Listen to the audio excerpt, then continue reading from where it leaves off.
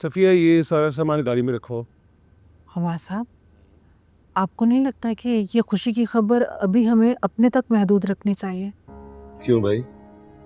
मतलब क्यों अपने तक महदूद रखना चाहिए? अल्लाह ने इतनी बड़ी करम नवाजी की हम पे, इतनी बड़ी खुशखबरी है, और इस खबर को हम गुनाहों की तरह की छुपाते फिरे। बहुत बड़ा नाशुक्रापन होगा ये। उफ खुदाया, मेरा कहने का ये मतलब हरगिज़ नहीं था। आपने तो अजीब सा ही जवाब दे दिया मुझे। मैं तो सादिया की नेचर की वजह से कह रही हूँ। फिर फजूल में कोई इशू ना बना ले ये खुशी की खबर सुनकर। क्यों इशू बनाएगी वो? उसको तो खुद नानी बनने की जल्दी थी। तो इशू बनाने की कोई तुक बनती तो नहीं है। क्योंकि सोनिया की तरफ से ऐसी कोई खबर नहीं आई। पता चले सादिया इसी को बुनियाद बना ले। नहीं नहीं नहीं नहीं नहीं, अब पहले जैसी हालत नहीं रही उसकी। पहले से बहुत बेहतर हो गई है वो। क्या मतलब? डॉक्टर शाइस्ता के इलाज से बहुत फर्क पड़ा है सादिया को। रमला बता रही थी कि न पहले की तरह गुस्सा आता है, न तुरक मिजाज ही रही है। बहुत बेहतर हो गई पहले से। डॉक्टर शाइस्ता ने ऐसा कौन सा जादू कर दिया आपकी बहन पर? मोहब्बत का जादू, जो कि रमला ने उस पे किया, अब बिल्कुल उसी तरह दानिया ने तुम पे किया। अब ये दानिया कहाँ से आ गई बीच में? मेरी बहू ने कोई मुझ पर जादू नहीं किया, समझे आप? अच्छा, मैं सब समझता हूँ, अच्छी तरह समझता हूँ। बच्चे नहीं चल रहे हमारे साथ, क्यों? तैयार नहीं हो अभी तक वो? अब बच्चों को मैंने जाने के लिए कहा ही नहीं। एक तो दानिया की कुछ तबीयत ठीक नहीं है, सादिया की नेचर को तो आप जानते ही हैं। तो बच्चे फिर किसी दिन जाके मिल लेंगे, अब तक वक्त भी नहीं है तैयार होने का। लेट हो रहे हैं हम पहले। कुछ और तो नहीं रह गया? चलो चलिए आ जाओ आ जाओ।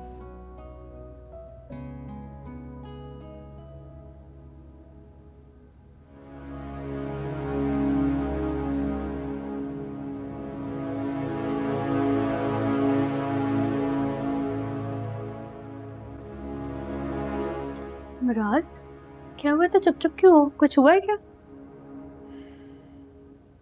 हुआ तो है रमला, और वो भी कुछ ऐसा जिस पे यकीन ही नहीं आ रहा। इसलिए तब से इस गहरी सोच में फंसा हूं।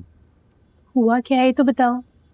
मैंने अपनी इन दो गुनाहगार आंखों से तुम्हें और अम्मी को दोस्ती करते देखा।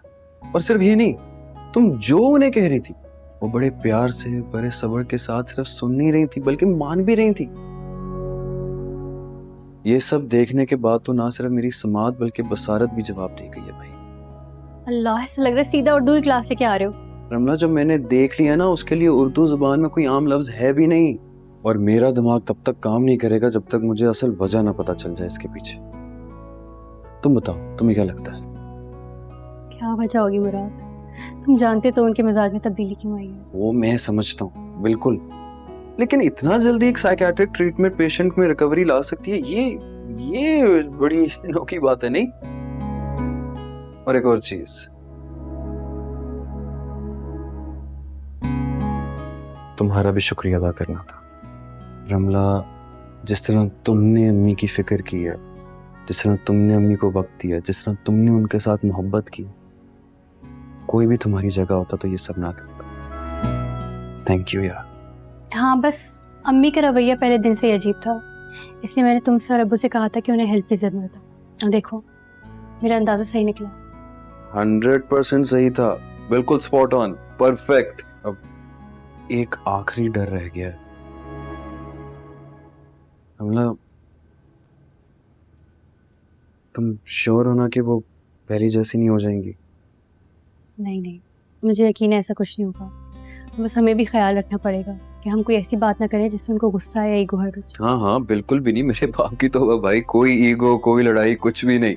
चलो तुम अम्मी के पास जाओ, मैं चाय लेके आती हूँ। अरे तुम क्यों कर रही हो? मैं करता हूँ तो। अरे नहीं, अरे तुम इस हालत में जाओ करोगी? ना। अरे यार मैं कर। जाओ।